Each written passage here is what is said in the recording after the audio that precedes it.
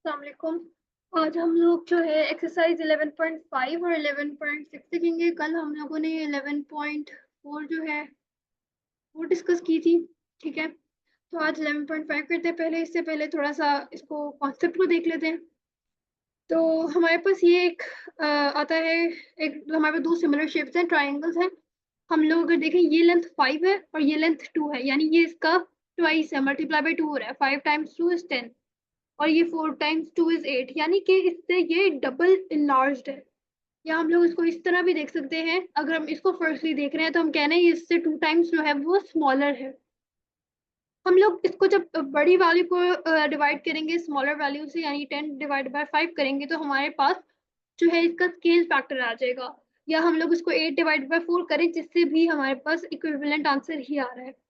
Area factor निकालने के लिए हम क्या करते हैं कि एरिया को डिवाइड कर देंगे दूसरे एरिया से। तो हमारे पास 40 divide by 10 is equal to 4, हमारे पास एरिया फैक्टर आ गया। अब हमारे पास जो फॉर्मूला यूज हो रहा था दिस वन, ये जो यहाँ पे लिखा हुआ है scale factor of areas is equal to scale factor of length square.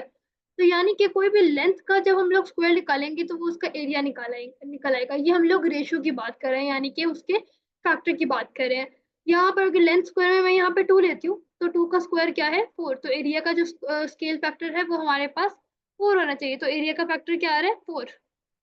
इसी तरह अगर हम लोग इसमें भी यूज करें area is equal to L square, तो हमारे पास एरिया यहाँ पे एरिया का फैक्टर उसने दिखाया है 9। तो एल स्क्वायर यानी कि एल निकालने के लिए क्या करेंगे, अंडर रूट लेंगे दोनों तरफ, इसको कैंसिल आउट करेंगे तो हमारे पास 3 इज इक्वल टू एल, या एल इज इक्वल टू 3 जो है वो हमारे पास स्केल फैक्टर हमारे पास अवेलेबल आ रहा है। मूविंग ऑन, हमारे पास अगर हम लोग वर्क एग्जांपल पे देखें तो यहाँ पे उसने हमें कहा what is the ratio of the smaller area to the larger, तो 18 रेशियो 21 ये हमारे पास साइज की इनकी रेशियो है। अब इनके एरियाज का रेशियो निकालने के लिए हम लोग को उसको स्क्वायर करना पड़ेगा। उन्हीं वैल्यूज को जब स्क्वायर करेंगे तो हमारे पास जो उसको सिंप्लीफाइड वर्जन में जो आंसर आएगा वो हमारा फाइनल आंसर होगा। Moving on, work example 10। तो इसके अंदर सिंपली हमारे पास क्या है कि हमारे पास दो रेक्टेंगल्स हैं, एबीसीडी और एमएनओपी, और इनकी रेशियो जो है वो है लेट्स ये 3 है और ये लेट्स से ये 5 है। और इसका एरिया एबीसीडी का, लेट्स से ये एबीसीडी है और ये एमएनओपी है। तो एबीसीडी का एरिया है 900 और एमएनओपी का एरिया हमें नहीं पता। तो उसके लिए हम क्या करेंगे कि हम लोग रेशियो बना लेंगे कि हम लोगों ने 5/3 ले लिया, कि पहले 5 ले ली वैल्यू, नीचे 3 ले ली, इसका स्क्वायर लेंगे और एरिया के इक्विवेलेंट कर देंगे। 5 के कॉरेस्पॉन्डिंग एरिया कौन सा है हमें नहीं पता, हमने फाइंड करना है, यानी x लिख देते हैं, divided by area of ABCD कितना है जिसकी 3 लेंथ है वो है 900। तो 5 का square is 25, 25/9 is equal to x over 900। तो आप अगेन 25/9 को 900 से मल्टीप्लाई कर दोगे तो आपके पास x की वैल्यू आ जाएगी, यानी कि एरिया ऑफ एमएनओपी आ जाएगा। इस चीज को किधर ऑब्जर्व करो, area of MNOP is equal to area of ABCD. ये मैंने बिल्कुल सिमिलर यहाँ लिखा है, जो एरिया वाली चीज है वो मैंने यहाँ लिख दिया और लेंथ वाली जगह है वो मैंने यहाँ पे लिख दिया है। इससे कोई फर्क नहीं पड़ता अगर इनके आपस में जगह बदली हुई है, पर यूजली मैं इसको एरिया इस तरफ लिख रही होती हूँ और लेंथ इस तरफ लिख रही होती हूँ, but you can write in this way as well, both are totally correct. Moving on, हमने काफी एग्जांपल्स देख ली हैं, तो अब हम लोग क्वेश्चंस पे भी मूव ऑन कर लेते हैं, या चलो एक और वर्क एग्जांपल देख ही लेते हैं। अच्छा, अब इसके अंदर क्या है, ये हमारे पास दो ट्राइंगल्स हैं, इसके हमें लेंथ नहीं पता, इसकी लेंथ हमें पता है।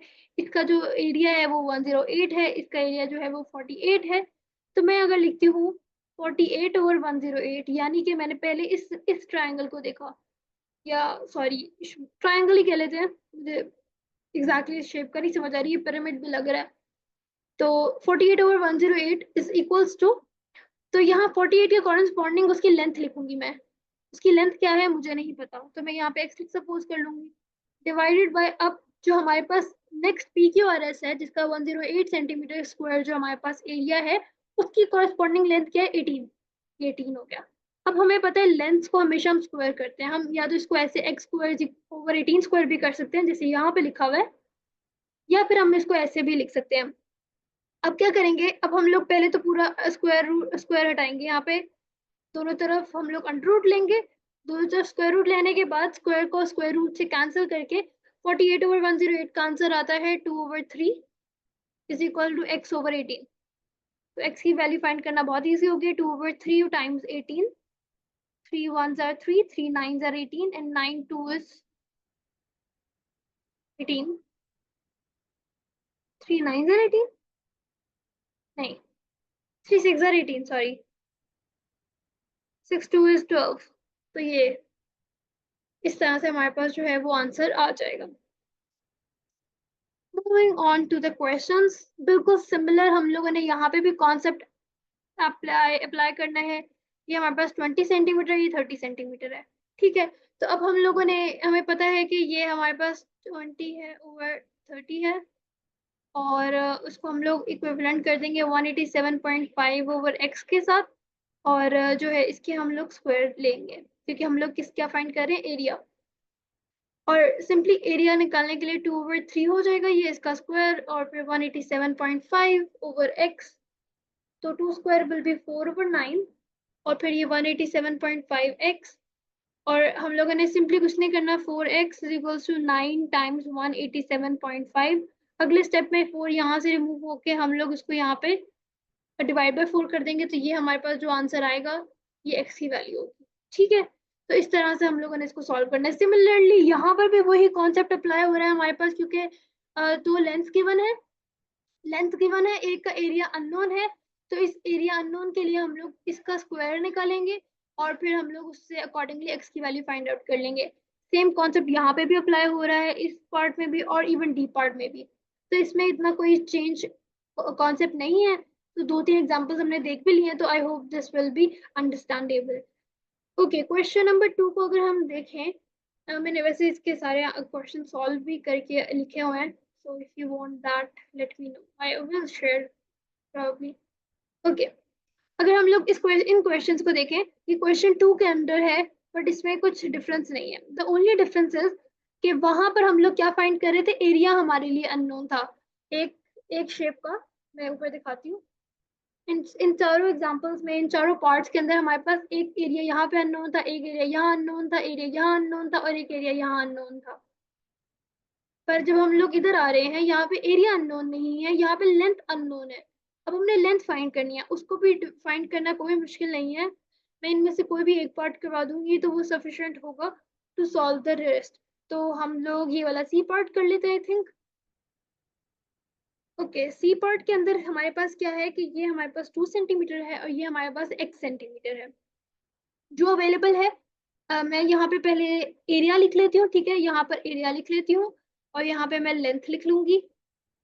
हमेशा याद रखना है कि ये इसके स्क्वायर के इक्वल है, स्केल फैक्टर के। तो अब हमारे पास जो है एरिया आ रहा है, हम लोग एरिया लिख लेंगे।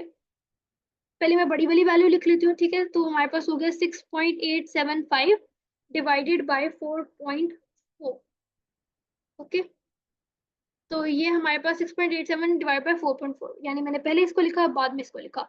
तो मैं जब इसके सामने उसकी लेंथ लिखूंगी, तो पहले इसकी लेंथ लिखूंगी, x ओवर 2। इसका मैं होल स्क्वायर कर लेती हूँ, एक ये तरीका है। तो ये हमारे पास हो गया 6.875। अच्छा, एक चीज और है, वेट वेट वेट, इसको ना हम लोग डायरेक्ट ही देख लेते हैं। तो मैं क्या करती हूँ, इसका ना स्क्वायर रूट ले लेती हूँ दोनों तरफ से, स्क्वायर स्क्वायर रूट से कैंसिल हो जाएगा। तो हमारे पास, अब अगर मैं कैलकुलेटर से 6.875 डिवाइडेड बाय 4.4 करती हूँ, तो मेरे पास आंसर आ रहा है 5/4। ये बस मैंने कैलकुलेटर में इनपुट किया था फुल वैल्यू, तो मेरे पास 5/4 आ रही है, और यहाँ से मेरे पास आंसर आ रहा है x/2। तो x को फाइंड करने के लिए कुछ भी नहीं, 5 times 2 divided by 4, 2 1 2, 2 divide by 2, तो हमारे पास x जो है वो आ रहा है 5/2 जाके 2.5 सेंटीमीटर। तो हमारे पास x सेंटीमीटर की जगह क्या आ जाएगा, 2.5 सेंटीमीटर। दैट्स इट, और हमारा क्वेश्चन जो है यहाँ पे वो फिनिश हो जाएगा। तो इसी तरह हमारे पास जो बाकी पार्ट्स हैं वो भी सिमिलर कॉन्सेप्ट से सॉल्व हो रहे हैं, कि हमारे पास एक वैल्यू गिवन है, एक वैल्यू गिवन नहीं है। तो ये इस तरह से ये वाले जो क्वेश्चन 2 है ये भी सॉल्व हो जाएगा। Moving on, question number 3. Clarissa is making a pattern using a cutout regular pentagon. How will the area of the pentagon be defined, be effective if she doubles the length of the sides? बहुत simple concept है, अगर हमें पता है कि अगर हमारे पास एक एरिया जो है वो x है, ठीक है, तो अब उसको डबल कर दिया है, तो यानी कि वो क्या हो गया, 2 स्क्वायर टाइम्स x, ठीक है, क्योंकि हम लोग लेंथ को हमेशा स्क्वायर के साथ करते हैं। या मैं इसको अगर दोबारा से लिखूं इजी वर्ड्स में, तो हमें पता है कि एरिया जो है वो साइड का स्क्वायर है या लेंथ का स्क्वायर है। लेंथ ही लिख लेते हैं, लेंथ का स्क्वायर है। तो अगर हम लोग नया एरिया फाइंड कर रहे हैं, if we are finding a new area, तो वो क्या है, 2 टाइम्स, क्योंकि उसने कहा double the length of the original side, तो 2 टाइम्स हमारे पास जो है ओरिजिनल एरिया, 2 टाइम्स नहीं, क्योंकि लेंथ है तो 2 स्क्वायर हो जाएगा, ठीक है, तो वो क्या हो जाएगा, 4 टाइम्स, 4 इंटू एरिया। तो अगर हम लोग अगर वो लेंथ को डबल कर देगी साइड्स की, तो उसका जो एरिया है वो 4 टाइम्स जो है वो बिगर हो जाएगा या लार्जर हो जाएगा। इसी तरह अगर हमारे पास triples the length of the side है, अगर हमारे पास न्यू एरिया है और वो अब 3 स्क्वायर हो जाएगा ऑफ द ओरिजिनल एरिया। तो जब, क्योंकि हमने साइड्स को कितनी दफा इंक्रीज किया, 3 टाइम्स, 3 टाइम्स साइड को इंक्रीज किया, तो एरिया पे क्या इफेक्ट आएगा, एरिया उसका स्क्वायर होगा, तो वो 9 टाइम्स जो है वो लार्जर हो जाएगा, 9 टाइम्स बिगर हो जाएगा। और अगर हाफ कर देते हैं, हाफ कर देंगे, half square of the original area, तो हाफ के अंदर क्या होगा, हाफ को अगर इसका स्क्वायर लिया जाए, 1/2 का स्क्वायर लेंगे तो 1 स्क्वायर 1 और 2 का स्क्वायर 4, तो 1/4 हमारे पास आंसर आ रहा है। तो 1/4 हम ये नहीं लिखेंगे 1/टाइम्स बिगर, 1/4 टाइम्स बिगर, इंस्टेड हम कहेंगे 4 टाइम्स स्मॉलर, ठीक है, क्योंकि अब ये रेसिप्रोकेट होगी वैल्यू, तो वैल्यू स्मॉलर हो गई है। तो इस तरह से हमारे पास क्वेश्चन 3 सॉल्व होगा। क्वेश्चन नंबर 4 में उसने कहा है कि सिमिलर क्वाड्रिलेटरल्स है, let's say it was rectangle, तो इसकी रेशियो है 64:9।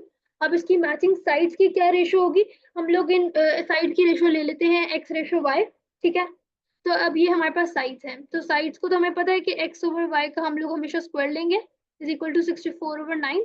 अब स्क्वायर खत्म करने के लिए हम लोग इसका स्क्वायर रूट लेंगे, तो हमारे पास x/y इज इक्वल टू 64/9 हो गया।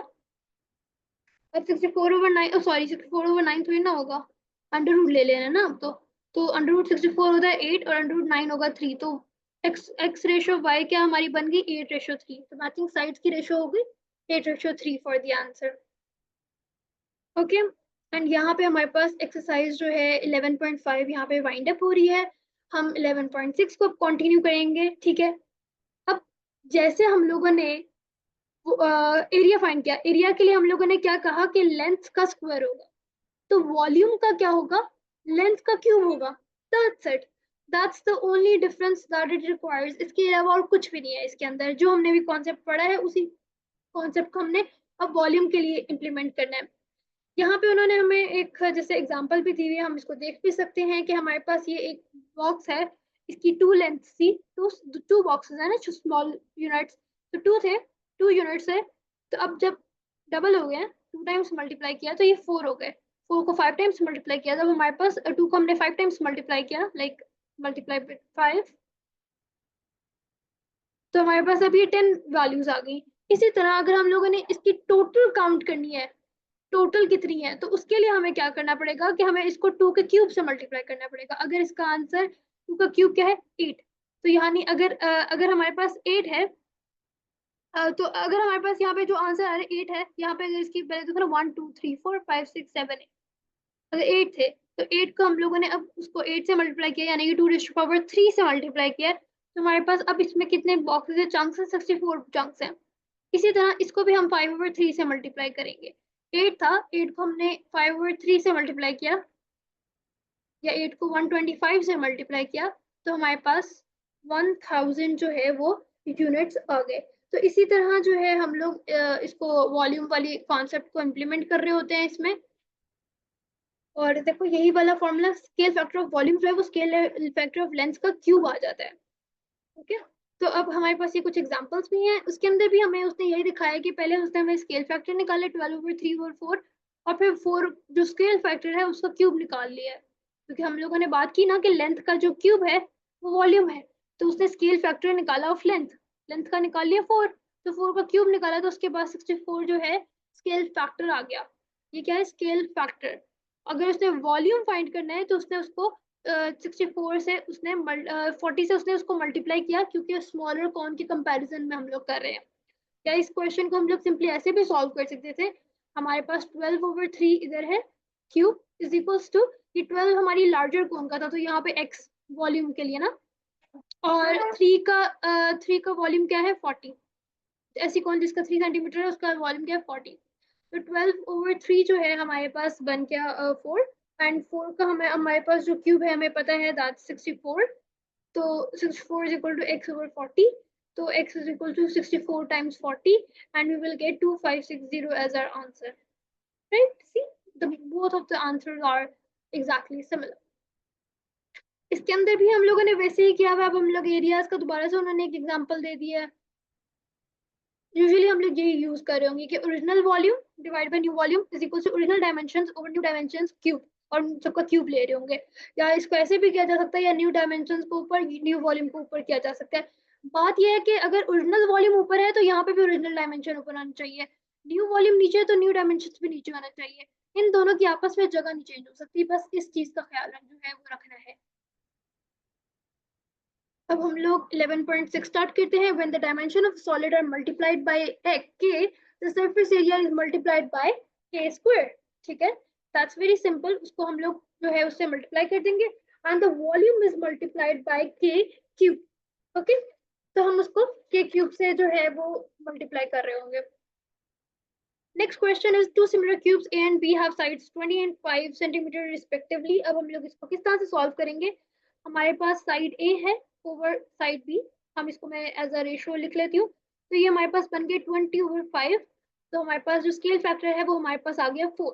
अब ratio of the surface areas देखना है, तो हमने कहा था कि जब लेंथ के हम लोग स्क्वायर ले लेंगे तो हमारे पास वो रेशियो आ जाएगी, तो हमारे पास 16 आ गई।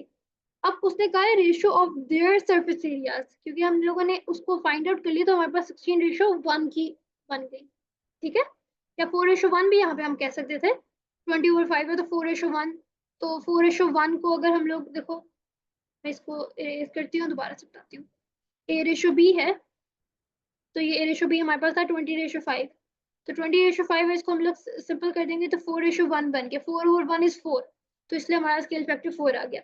अब इनका सरफेस एरिया का रेशियो निकालना है, एरिया के लिए हम लोग क्या करेंगे, इसको 4 स्क्वायर और इसको 1 स्क्वायर से करेंगे, तो हमारे पास 16:1 आ गया आंसर। और जब हम लोगों ने रेशियो वॉल्यूम देखना है, तो हम लोगों ने कुछ भी नहीं करना, सेम चीज को क्यूब में कर देना है, तो हमारे पास अब आंसर आ जाएगा 64:1, तो हमारा फाइनल आंसर आ जाएगा 64:1।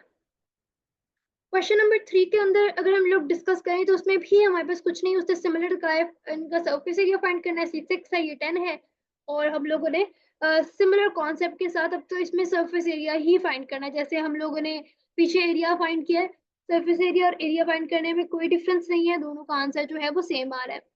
क्वेश्चन नंबर 4 भी सेम है, और उसमें इमेज या डायग्राम नहीं है, तो मैं थोड़ी सी हेल्प कर देती हूँ डायग्राम के लिए। तो ये हमारे पास एक मेटल रॉड है जो कि जिसका डायमीटर क्या है 4 सेंटीमीटर, और एक और है रॉड, उसका डायमीटर जो है वो है हमारे पास 5 सेंटीमीटर, स्मॉलर जो है उसका सरफेस एरिया आ रहा है 110, और जो लार्जर है उसका हमने फाइंड करना है। Now I made the diagram, that's it. अब इसको सॉल्व करना कितना मुश्किल है, इसको 5/4 square is equals to x/110, और फिर बस इसको सिंपल अलजेब्रा के साथ जो है हम लोग इसको सॉल्व करेंगे, और हमारे पास, नहीं मैंने गलत कर दिया यहाँ पे, ऐसे नहीं, ओके ये ऐसे है ना, तो 5/4 स्क्वायर आ जाएगा 25/16, चलो बस अब इसको कैलकुलेट करना है, दैट्स इट। क्वेश्चन नंबर 5 जो है, cuboid x and cuboid y are similar, the scale factor of x to y is 3/4, और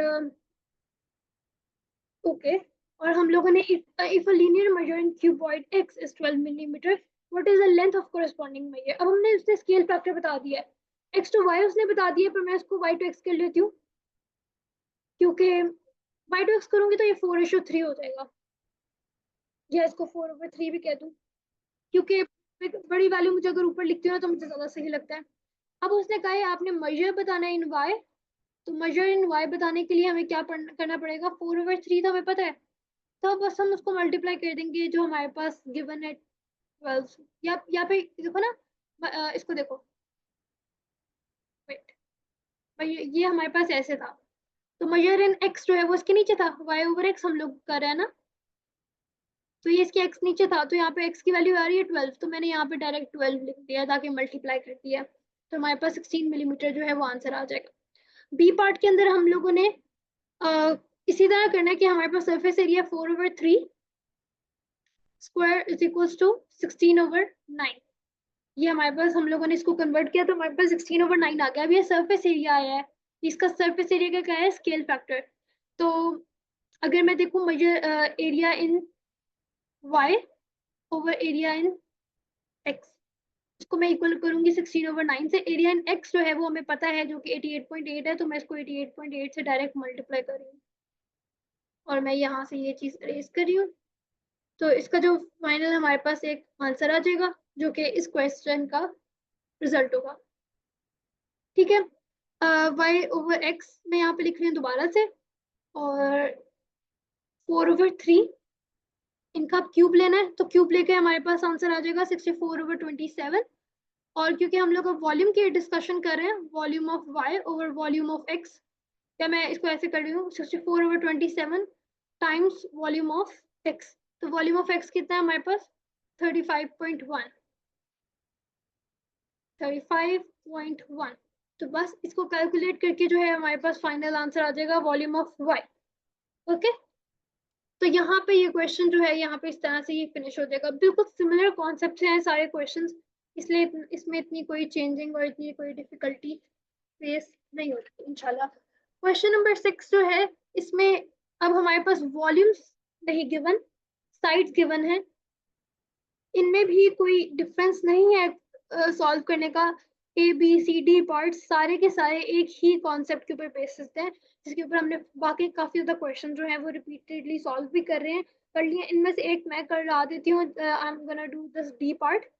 तो डी पार्ट को अगर हम देखें तो हमारे पास एक है 3.2 हमारे पास लेंथ है, और एक हमारे पास लेंथ है 3.6। अब इनका हम लोगों ने लेना है क्यू, और 3.2 के कॉरेस्पॉन्डिंग हमारे पास जो वॉल्यूम आ रहा है वो हमें नहीं पता, वो हमें अननोन है। और 3.6 के कॉरेस्पॉन्डिंग जो वॉल्यूम आ रहा है दैट इज 80.64। 3.2 ओवर 3.6 का क्यूब लेके फुल ऑन इसका जो आंसर है वो मेरे पास आ रहा है 512 divided by 729 is equals to x over 80.64। और अब मैं क्या करूंगी 512 टाइम्स 80.64 डिवाइडेड बाय 729, तो मेरे पास आंसर आ जाएगा 56.64 मीटर क्यूब। बस इन यूनिट्स का ख्याल रखना है कि जब मीटर क्यूब है तो मीटर क्यूब लिखना है, सेंटीमीटर क्यूब है तो सेंटीमीटर क्यूब, सेंटीमीटर स्क्वायर है तो सेंटीमीटर स्क्वायर, जो भी यूनिट हो रिक्वायर्ड हो उसके अकॉर्डिंगली उसकी वैल्यू लिखनी है। क्वेश्चन नंबर 7 को अगर हम लोग डिस्कस करें, इसमें ए बी सी डी काफी पार्ट ये सारे ये भी सिमिलर कॉन्सेप्ट है। अब इसमें देखो एरिया हमें ये गिवन है, ये वाला एरिया अननोन है, और ये लेंथ गिवन है, तो हम लोग इस एरिया को फाइंड कर सकते हैं। बी पार्ट के अंदर वॉल्यूम एक गिवन है, एक वॉल्यूम गिवन नहीं है, और दोनों लेंथ गिवन है। क्वेश्चन सी के अंदर हमारे पास लेंथ नहीं गिवन और वॉल्यूम गिवन है। इनमें से अगर मैं डी पार्ट करा देती हूँ, तो डी पार्ट में ये नहीं घबराना कि हमें इसका एरिया इसका वॉल्यूम नहीं पता, इसकी कोई तो एक लेंथ पता है ना। तो हम जैसे इसको सॉल्व करते हैं, let's do this like that कि मैं यहाँ पे बीच पे लिख लेती हूँ, ठीक है। 28.5 मैंने लिखा ओवर, मैं यहाँ पे एक्स बल्कि मैं इसको, हाँ ठीक है, ये एक्स कर लिया, और ये क्योंकि मेरी लेंथ है तो इसलिए मैंने इसको यहाँ पे स्क्वायर कर दिया है, इसको इक्वल किया 438 ओवर 108 के। अब इसको फाइंड आउट करने के लिए मैंने इसका दोनों तरफ स्क्वायर रूट लिया, तो मेरे पास हो गया 28.5 over x is equals to 2.014। तो अब इसको फाइंड करने के लिए हमें सिर्फ x की जगह रिप्लेस करनी है, तो it is going to be 28.5 over 2.014 is equal to x, और x का जो फाइनल आंसर आ रहा है वो आ रहा है 14.14 सेंटीमीटर। ठीक है, सेंटीमीटर, क्योंकि ये वाली वैल्यू हमारे पास आ रही है। तो इस तरह से हम लोगों ने क्वेश्चन 7 जो है वो भी सॉल्व कर लिया, क्योंकि सिमिलर चीज ही है इसमें भी। क्वेश्चन 8 को देखें, तो क्वेश्चन 8 जो है वो कहता है Karen has this set of 3 Russian dolls, the largest doll is 13 centimeter tall, the next one is 2 centimeter shorter, and the third one is 4 centimeter shorter. अब इनका टेबल सरफेस एरिया और वॉल्यूम जो है वो बेसिकली फाइंड करना है। सबसे बड़ी डॉल की बात करें तो इसकी लेंथ कितनी है, इसकी लेंथ है 13 सेंटीमीटर। और अगर हम लोग इसको रेफरेंस लेते हैं, एज अ रेफरेंस इसको यूज करते हैं, तो हम लोग इसका एरिया जो कह देंगे ये है एक्स सेंटीमीटर स्क्वायर। इसका वॉल्यूम कह देते हैं हम वाई सेंटीमीटर क्यूब। अब जो ये प्रीवियस वाला यानी कि सेकंड वाला है, इसकी लेंथ कितनी है 13 माइनस 2, उसने बता दिया ना 2 सेंटीमीटर शॉर्टर, तो 11 सेंटीमीटर होगी इसकी लेंथ। अब इसकी लेंथ 11 सेंटीमीटर हो गई है। अब हम लोगों ने इसका जो है स्केल फैक्टर फाइंड करना है। स्केल फैक्टर ऑफ, इसको डॉल नंबर 2 कह देते हैं, ये डॉल नंबर 1 थी, ये डॉल नंबर 3 है, तो हम सेकेंड डॉल की बात कर रहे हैं। तो scale factor of second doll जो है अगर हम लोगों ने फाइंड करना है, तो उसके लिए हम लोग क्या करेंगे कि हमारे पास 11/13 जो है वो गिवन है, क्योंकि ये 11 है, 11/13, ठीक है। अब हम लोग इसका स्क्वायर ले लेंगे और इसको मल्टीप्लाई कर देंगे इसके एरिया से। उसका एरिया क्या है x, तो x टाइम्स 121/169 जो है हमारे पास आंसर आ जाएगा इसका एरिया। तो इसका एरिया क्या है 121/169 x सेंटीमीटर स्क्वायर। मैं लिख नहीं रही सेंटीमीटर स्क्वायर क्योंकि यहाँ बहुत खलबली मच जाएगी।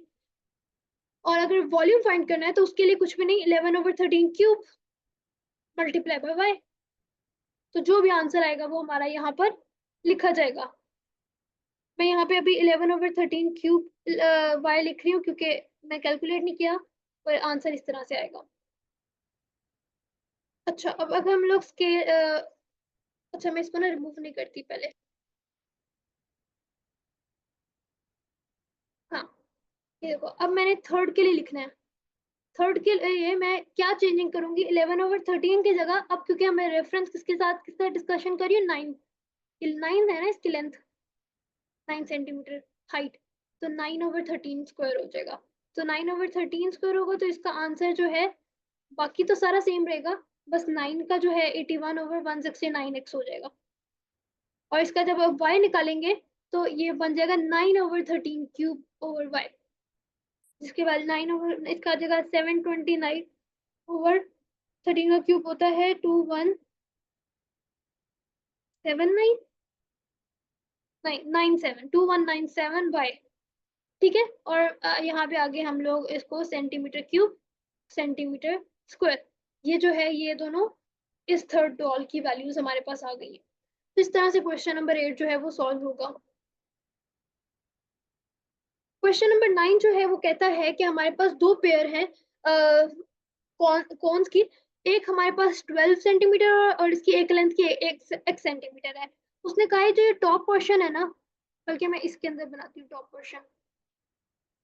उसने कहा ये जो टॉप पोर्शन है इसका जो वॉल्यूम है ना वो है 42 सेंटीमीटर क्यूब, और जो ये पूरी कोन है, इस पूरी कोन का जो है वॉल्यूम है वो है 128 सेंटीमीटर क्यूब।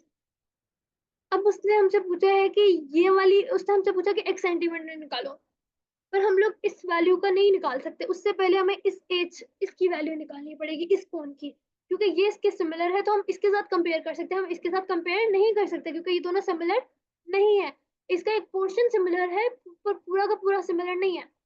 ये जो बेशक इसका एक पोर्शन है पर ये फिर भी इसके सिमिलर है, तो हम लोग इन दोनों को कंपेयर करेंगे। तो हमारे पास जो वैल्यूज इंपॉर्टेंट है मैं उनको हाईलाइट कर देती हूँ जिनके बारे में हम डिस्कशन कर रहे हैं। हम डिस्कशन कर रहे हैं, एक सेकंड ये कलर बहुत डार्क आ रहा है, ओके एक ही है वाली, एक हम इसकी बात कर रहे हैं, हम एक इसकी बात कर रहे हैं और हम एक इसकी बात कर रहे हैं, इन तीनों की हम लोग जो है डिस्कशन कर रहे हैं। अब हमारे पास सबसे पहले जो वैल्यू आ रही है, हम लोग करेंगे इसको h/12 cube is equal to h की कॉरेस्पॉन्डिंग क्या आ रहा है 42, और 12 की कॉरेस्पॉन्डिंग क्या आ रहा है 128। तो बस हम लोगों ने इसको सॉल्व करना है, क्यूब खत्म करने के लिए क्यूब रूट लेंगे दोनों तरफ, और हमारे पास बन जाएगा h/12 इज इक्वल्स टू, और this is going to be 2.76/4। तो बस अब हम एज की वैल्यू फाइंड करेंगे, एज की वैल्यू हमारे पास आ रही है 8.27 सेंटीमीटर।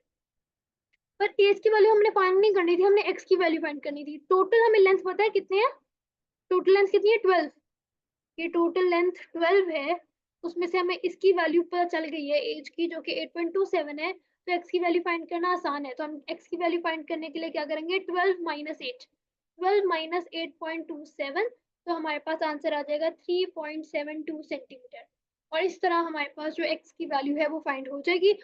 और यहाँ पे हमारे पास जो 11 एक्सरसाइज 11.5 है और 11.6 है वो दोनों यहाँ पर खत्म हो रही हैं और यहाँ पे ये चीज फिनिश हो रही है। ठीक है।